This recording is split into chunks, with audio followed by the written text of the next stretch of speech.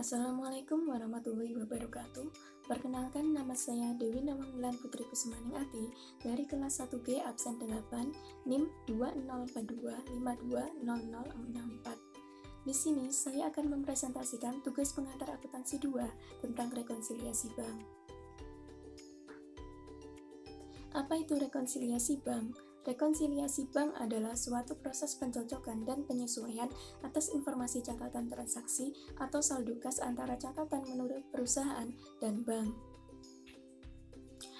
Tujuan dari rekonsiliasi bank adalah yang pertama, untuk memastikan adanya persamaan pencatatan atau justru perbedaan di antara laba perusahaan dengan laporan bank.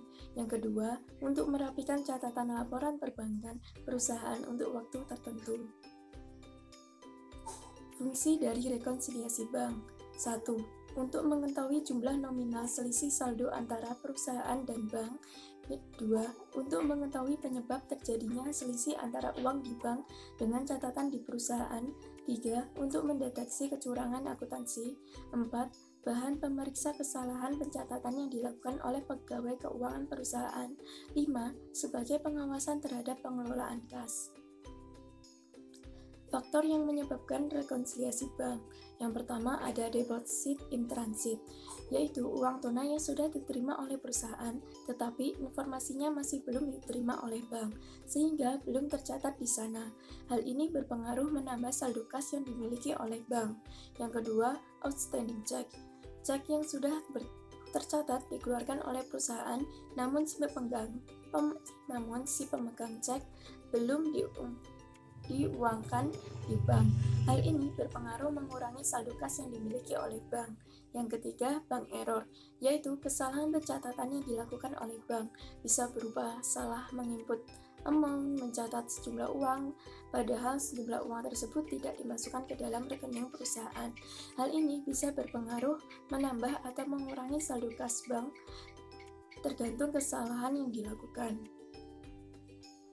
Yang keempat, transfer elektronik, yaitu transfer uang secara elektronik dari suatu rekening bank ke rekening bank lainnya, baik dalam satu lembaga keuangan atau lintas beberapa lembaga, melalui sistem berbasis komputer, tanpa intervensi langsung dari sifat bank. Hal ini berpengaruh menambah atau mengurangi saldo kas perusahaan, tergantung kesalahan yang terjadi. Yang kelima, biaya administrasi bank, yaitu biaya yang dibebankan oleh bank kepada pemegang rekening di suatu bank. Hal ini berpengaruh mengurangi saldo kas perusahaan.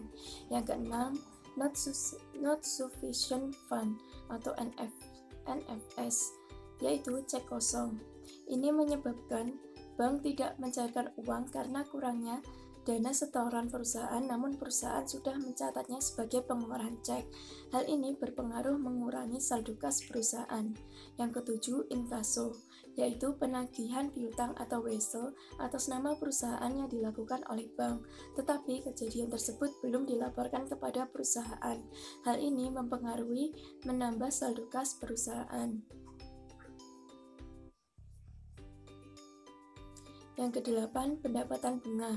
Pendapatan bunga yang didapat oleh perusahaan dikarenakan memiliki sejumlah dana yang tersimpan di bank.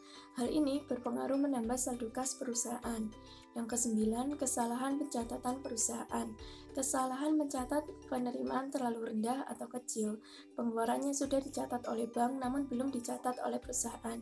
Hal ini berpengaruh menambah atau mengurangi saldo kas perusahaan, tergantung pada kesalahan yang terjadi.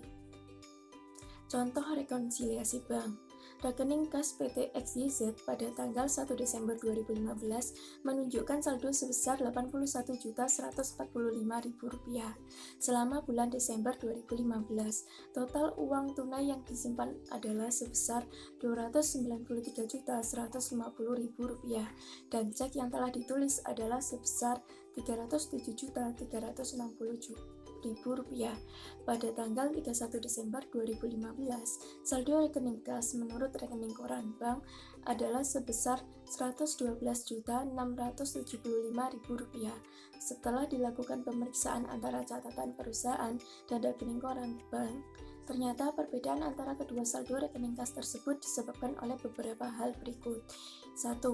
Cek yang masih dalam peredaran 41.840.000. 2. Uang jaminan sebesar 12.200.000 rupiah mewakili penerimaan tanggal 31 Desember terlambat muncul pada rekening koran bank. 3. Sebuah cek senilai 7.250.000 rupiah salah dibebankan oleh bank senilai 2.750.000 rupiah.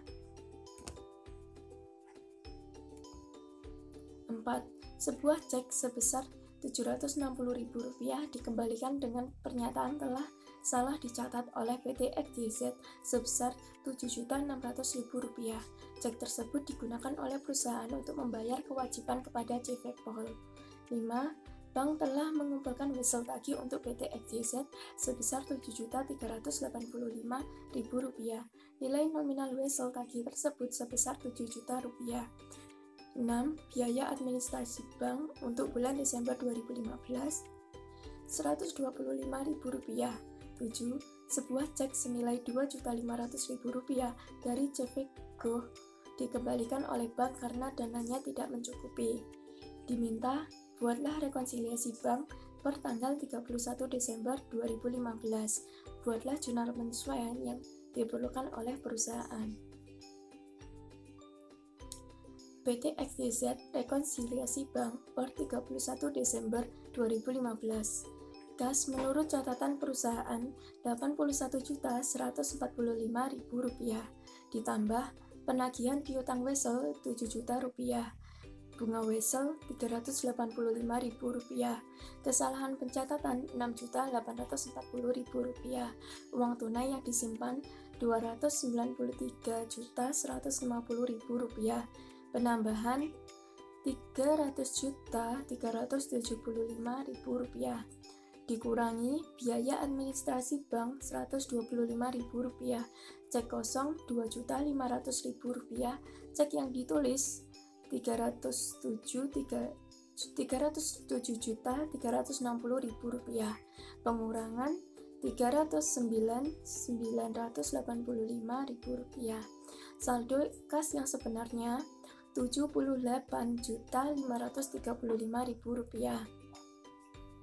Kas menurut rekening koran Rp112.675.000 ditambah setoran dalam perjalanan Rp12.200.000, penambahan Rp12.200.000 dikurangi cek dalam peredaran Rp41.840.000, kesalahan pencatatan Rp4.500.000, pengurangan Rp46.340.000, saldo kas yang sebenarnya Rp78.535.000.